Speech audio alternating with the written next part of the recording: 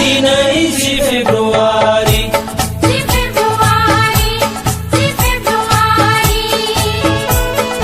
बिटिसिनि गोथार सान बिटिसिनि गोथार जोनोम सान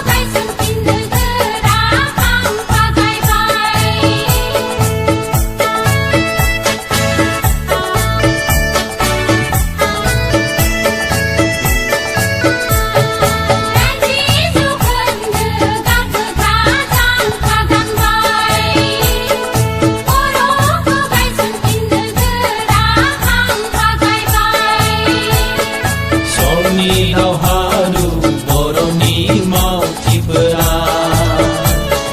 बिर जोहोलावजोफोरनि गोलोमदैजों बड'फानि गोथार सिमान बड'लेण्डआव गाखोहैनो बड'फानि गोथार सिमान